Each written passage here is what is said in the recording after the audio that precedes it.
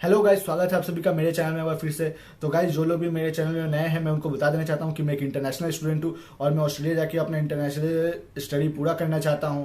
Okay guys, और आप लोग को कुछ भी समझ नहीं आ रहा है, आप लोग मेरा पिछला वीडियो सब जाके चेकआउट कर सकते हैं। उसमें हर एक स्टेप मैंने अच्छा से एक्सप्लेन किया है, अच्छा से बताया है। अगर आप लोगों को किसी चीज़ में भी कंफ्यूजन आ रहा है तो आप लोग सीधा कमेंट करिए या मुझे इंस्टा पे डीएम कर सकते हैं। ओके, मैं जितना जल्दी हो सकता है उतना जल्दी रिप्लाई देने का कोशिश करता हूँ सबको। तो आज की जो वीडियो होने वाली है वो होने वाली है वीज़ा डॉक्यूमेंट्स के ऊपर। छोटी सी वीडियो होगी, ज़्यादा लंबा नहीं करूँगा ये वीडियो को। पहले मैं बता देता हूँ कौन कौन सा डॉक्यूमेंट्स लगेगा। ओके गाइस, तो सबसे पहला जो डॉक्यूमेंट्स आपका लगेगा वो हो गया एकेडमिक्स डॉक्यूमेंट। फिर उसके बाद अगर आपका कोई जैसे सर्टिफिकेट किया कोर्स किया हुआ है तो वो आपका लग जाएगा। फिर उसके बाद आपका फाइनेंशियल डॉक्यूमेंट्स लगेगा। फाइनेंशियल डॉक्यूमेंट्स में आप लोग एफडी दे सकते हैं, बैंक स्टेटमेंट दे सकते हैं। ठीक है, अगर आप लोगों ने एजुकेशन लोन लिया है तो लोन का आप लोग सैंक्शन लेटर दे सकते हैं। और एजुकेशन लोन का जो ट्रांजैक्शन हुआ है, मतलब कि जो फीस पे हुआ है, उसका भी आप लोग लोन स्टेटमेंट अकाउंट बोल के एक होता है, आप लोग अपना बैंक से मांग सकते हैं, तो वो दे दीजिए। लोन स्टेटमेंट अकाउंट हो गया, सैंक्शन लेटर हो गया एजुकेशन लोन का। फिर आपका फादर्स का, आपका मदर का, बेसिकली आपका पेरेंट्स का सब डॉक्यूमेंट लगेगा। जैसे फादर का आईटीआर हो गया, सैलरी स्लिप्स हो गया। ठीक है, फिर आधार कार्ड, पैन कार्ड, ये सब तो है ही। आपका भी आधार कार्ड, पैन कार्ड सब कुछ लगेगा।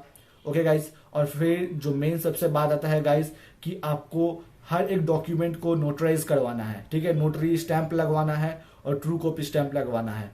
आप लोग यहाँ पे देख सकते हैं कि मैं यहाँ पे आप लोग को दिखा दूंगा कि कहाँ कि कैसा आप लोग को स्टैंप लगवाना पड़ता है। ठीक है गाइस, तो आप लोग नोटरी स्टैंप लगवा लीजिए और ट्रू कॉपी का स्टैंप लगवा लीजिए, एक ही में लग जाएगा। आप लोग वो हर एक डॉक्यूमेंट में लगवा लीजिए स्टैंप। ठीक है गाइस, और हर एक डॉक्यूमेंट को जब आप लोग जेरोक्स करवाएंगे तो याद रखिएगा कि हमेशा कलर जेरोक्स करवाइए। ठीक है, अगर कोई डॉक्यूमेंट ब्लैक एंड व्हाइट है तो उसको ब्लैक एंड व्हाइट ही करवाइए। लेकिन अगर मान लीजिए आधार कार्ड है, पैन कार्ड है, ठीक है, पासपोर्ट, तो आपको हर एक पासपोर्ट का मैं बता देना चाहता हूँ कि पासपोर्ट को आपको हर एक पेज को आपको कलर जेरोक्स करवाना पड़ेगा। ठीक है गाइस, भले ही वो व्हाइट हो पेपर या कुछ भी हो, आप लोग कलर जेरोक्स करवाइएगा और कुछ नहीं। ठीक है, और जैसा कि मैं बता रहा था, आधार कार्ड, पैन कार्ड, ये सब जो जो कलर है सब कुछ आप लोग कलर जेरोक्स करवाना होगा। ठीक है गाइस, और हर कलर जेरोक्स पर ही नोटरी करवाइएगा। ठीक है, और जब याद रखिएगा कि कलर जेरोक्स जब आप करवा रहे होंगे तो हर एक चीज अच्छा से विजिबल होना चाहिए। जैसे पासपोर्ट का पेज नंबर जो होता है, वो पेज नंबर आपका अच्छा से विजिबल होना चाहिए। या आपका ऐसा कुछ नहीं होना चाहिए जो आपका नाम हेजी हो गया या पासपोर्ट का नंबर हेजी हो गया, कोई आपको डॉक्यूमेंट का नंबर हेजी हो गया। ठीक है, वैसा कुछ नहीं। आप लोग को हर एक चीज देख लीजिएगा कि आप लोग का अच्छा से जेरोक्स हुआ है। ठीक है, तो उसका नोटरी करवा लीजिए, नोटरी करवा लीजिए और ट्रू कॉपी का स्टैंप लगवा लीजिए। और आपको एक एफिडेविट बनवाना होगा गाइस। एफिडेविट क्या होता है? बेसिकली स्पॉन्सरशिप एफिडेविट कहते हैं इसको। इसका भी मैं आपको फॉर्मेट यहाँ या कहीं पे दिखा दूंगा। ठीक है गाइस, आप लोग वो फॉर्मेट देख सकते हैं। ऐसे ही फॉर्मेट में आपको अपना एफिडेविट बनवा लेना है। ओके गाइस, तो जब आप एफिडेविट बनवाएंगे तो उसमें बेसिकली ये होता है कि आपका पेरेंट्स की तरफ से एफिडेविट बनता है कि आपका पेरेंट्स आपको स्पॉन्सर कर रहे हैं बाहर स्टडीज के लिए, तो उसी के लिए इनफ फंड है उनके पास, तो वो आपको स्पॉन्सर कर पा रहे हैं। उसी में पेरेंट्स का जब एफिडेविट बन जाएगा तो उसके बाद पेरेंट्स का सिग्नेचर दोनों ले लीजिएगा, फिर वो लग जाएगा। तो क्या क्या हो गया आपका एकेडमिक डॉक्यूमेंट्स हो गया। मैं आपको लिस्ट भी दे दूंगा नीचे। ठीक है गाइस, तो आप लोग लिस्ट नीचे डिस्क्रिप्शन बॉक्स में लिस्ट दे दूंगा कि कौन कौन से डॉक्यूमेंट्स आप लोग को लगेगा। तो ये सब डॉक्यूमेंट्स है जो बहुत ही ज़्यादा इंपॉर्टेंट डॉक्यूमेंट है। आप लोग सोच रहे होंगे कि जो मैंने यूनिवर्सिटी में डॉक्यूमेंट सब सबमिट किया था वही डॉक्यूमेंट दे दूंगा। हाँ, वही चलेगा, लेकिन आप लोग उसको नोटराइज करवा लीजिएगा। ठीक है, अगर आप लोग का एजेंट बोलता भी है, मान लीजिए आप लोग का एजेंट बोलता है कि नहीं, नोटरी करवाने का जरूरत नहीं है, स्टैंप लगवाने का जरूरत नहीं है, आप लोग सिर्फ नॉर्मली डॉक्यूमेंट सब दे दीजिए, तो ऐसा मत करिएगा गाइज। विश्वास करिए गाइज, मेरा एजेंट भी मुझे यही बोल रहा था कि नोटरी करवाने का कोई जरूरत नहीं है, आप सिर्फ वैसे ही डॉक्यूमेंट मुझे सबमिट कर दीजिए। लेकिन मैं फिर भी बहुत सारे यूट्यूब वीडियोस में मैंने देखा था और सब लोगों ने कहा था कि नोटरी करवाना ज़रूरी है और एफिडेविट बनवाना भी ज़रूरी है। ठीक है, तो इसीलिए मैं एफिडेविट बनवाया, नोटरी करवाया, ट्रू कॉपी का स्टैंप लगवाया, नोटरी का स्टैंप लगवाया। ठीक है गाइज, तो जब वो करवाया फिर मैं वो सब पीडीएफ बना के उस एजेंट को अपना दिया कि आप यही जाके अपलोड करिए। ठीक है, तब उसने अपलोड किया। ओके गाइस, तो आप लोग भी यही करिएगा कि नोटरी का स्टैंप, ट्रू कॉपी का स्टैंप, एफिडेविट बनवा लीजिएगा और उसके बाद वही सब डॉक्यूमेंट्स आप लोग एजेंट को दीजिएगा, बोलिएगा कि यही आप लोग का पीडीएफ सबमिट करने, जो वीजा एप्लीकेशन आप लोग का होगा तो यही पीडीएफ आप लोग का डालने। ठीक है गाइस, तो ये सब तो हो गया इंपॉर्टेंट डॉक्यूमेंट। और दो चीज जो सबसे इंपॉर्टेंट है वो हो गया आपका एसओपी। एसओपी हो गया और एक जीटी एसओपी होता है, जो आप लोग जानते ही हैं कि ऑस्ट्रेलिया, जिन लोगों को नहीं पता है मैं उन लोगों को बता देना चाहता हूँ कि ऑस्ट्रेलिया गवर्नमेंट ने नया रूल निकाला है बेसिकली कि आप लोग को एक एसओपी तो सबमिट करना ही होता है और आप लोग को 300 वर्ड का एक छोटा और एक एसओपी सबमिट करना होता है, जिसमें आप लोग एक तो ब्रीफ डिस्क्रिप्शन अपना देते हैं। अगर वो वीज़ा ऑफिसर को वो डिस्क्रिप्शन समझ के पढ़ के आपका बारे में समझ आ गया, आपका केस क्लियर हो गया, तो आपका वो एसओपी पे नहीं जाएगा। लेकिन अगर आपका मान लीजिए कि डिस्क्रिप्शन समझ को 300 वर्ड का जो मेन डिस्क्रिप्शन होता है वो अगर आपको पढ़ के नहीं समझ में आया तो आपका एसओपी में जाएगा। फिर आपको कॉल भी आ सकता है इंटरव्यू का, या आपको AS56 या AS57 जो होता है वो document request, basically additional document का रिक्वेस्ट भी डाल सकता है वो लोग।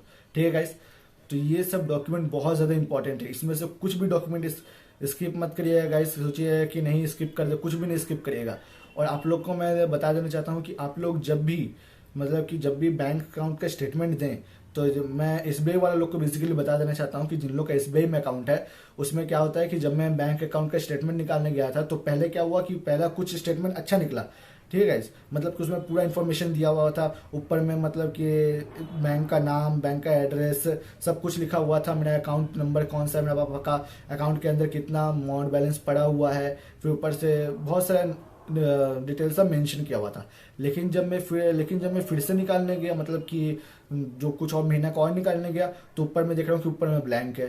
ठीक है, अकाउंट नंबर दिया हुआ है लेकिन अकाउंट नंबर नहीं लिखा हुआ है।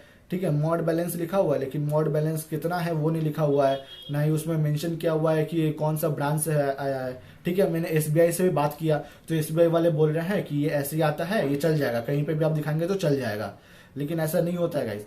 आप लोग का अगर एक जगह पे नहीं आ रहा है तो आप लोग एक काम करिए कि दूसरा कोई एसबीआई, आपका मान लीजिए कि कोई एक ब्रांच में आपका अकाउंट है पापा का, वो ब्रांच में आप लोग का पहले आया फिर बाद में नहीं आया, वैसा जैसे कि मैं टोटल डिस्क्रिप्शन का बात कर रहा हूँ, टोटल डिटेल्स का, वैसा अगर नहीं आया तो आप लोग कोई दूसरा ब्रांच में चल जाइए, दूसरा ब्रांच में जाके सिंपल से जाके बोलिए कि मुझे अपना अकाउंट स्टेटमेंट निकालना है। तो कुछ पैसा चार्जेस होता है जो आपका अकाउंट से कटता है, क्योंकि स्टेटमेंट जब निकालना होता है तो उसके बाद आप लोग का ये हो जाता है। बेसिकली कोशिश करिएगा कि मेन ब्रांच से ही निकालने, मेन ब्रांच से वो लोग क्या करते हैं कि अच्छा से निकाल देते हैं। ओके गाइस, डॉक्यूमेंट सब में कभी कुछ गलती मत करिए, जरा सा भी गलती अगर आप डॉक्यूमेंट में करेंगे तो आपको या तो कॉल आ सकता है या तो एडिशनल डॉक्यूमेंट का रिक्वेस्ट आएगा और ज़्यादा से ज़्यादा आप लोग का रिजेक्शन आ जाएगा। इसलिए मैं बार बार बोल रहा हूँ कि जो डॉक्यूमेंट सब बता रहा हूँ, डॉक्यूमेंट एक एक डॉक्यूमेंट को फॉलो करिए। अगर आपका एजेंट बोल रहा है कि नहीं नोटरी स्टैंप नहीं लगवाना है, एफिडेविट नहीं करवाना है, ये नहीं लगेगा वो नहीं लगेगा, तभी भी आप उस एजेंट को बोलिए कि नहीं मैं करवा रहा हूँ, मैं यही आप पीडीएफ सबमिट करिएगा वीज़ा फाइलिंग के टाइम। सीधा बात है। नोटरी करवाने और ट्रू कॉपी का स्टैंप लगवाने से गाइस ये हो जाता है कि आप लोग का तो ओरिजिनल वो लोग को वेरीफाई करने का ज़रूरत नहीं होता है, क्योंकि वो गवर्नमेंट का जब स्टैंप लग जाता है तब वो लोग जानता है कि हाँ ये जो पीडीएफ सबमिट किया गया है, जो डॉक्यूमेंट सबमिट किया गया है वो रियल है, कोई भी फेक नहीं है। ठीक है, क्योंकि बहुत आप जानते हैं कि बहुत ज़्यादा फेक डॉक्यूमेंट सब इस टाइम पे लग रहे हैं, इसलिए तो आप लोग करवाइए, कुछ भी हो आपका एजेंट कुछ भी बोले करवाइए ये सब। बैंक स्टेटमेंट का भी मैं आप लोग को बता दिया कि ऊपर में अगर डिटेल्स मेंशन नहीं किया हुआ है, ठीक है, कोई प्रिंट हो रहा है तो कुछ डिटेल मेंशन किया हुआ है, कुछ प्रिंट में डिटेल ही मेंशन नहीं किया हुआ है, तो आप लोग उसमें भी बार बार जाके करवाइए। ऑनलाइन में आपका जैसे आपका क्या होता है कि ऑनलाइन नेट बैंकिंग का भी स्टेटमेंट आता है, वो स्टेटमेंट भी सबमिट करिए। और सब कुछ निकालने के बाद सब जब डॉक्यूमेंट कलेक्ट हो जाएगा तब जाके नोटरी का स्टैंप और ट्रू कॉपी का स्टैंप लगवाइए और जाके एफिडेविट बनवाइए, स्पॉन्सरशिप एफिडेविट। ओके गाइस, तो चलिए मिलते हैं नेक्स्ट वीडियो में। आशा करता हूँ कि आप लोग को अच्छा से समझ आ गया होगा कि वीज़ा के लिए कौन कौन सा डॉक्यूमेंट इंपॉर्टेंट है और कौन कौन सा डॉक्यूमेंट आप लोग को लेना ही लेना है। तो गाइस ये सब फॉलो करिए, कुछ भी नहीं समझ में आ रहा है तो डीएम करिए या तो कमेंट करिए।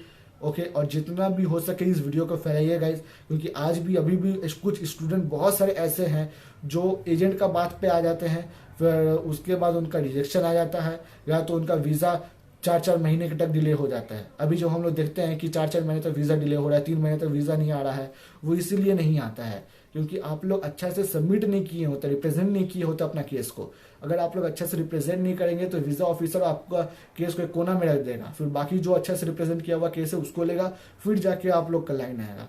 इसलिए मैं बोल रहा हूँ कि जो जो डॉक्यूमेंट मैं बता रहा हूँ वो डॉक्यूमेंट आप लोग 110% अभी शुरू हो जाइए और डॉक्यूमेंट सब कलेक्ट करना शुरू कर दीजिए। थैंक यू गाइज, मिलते हैं नेक्स्ट वीडियो में।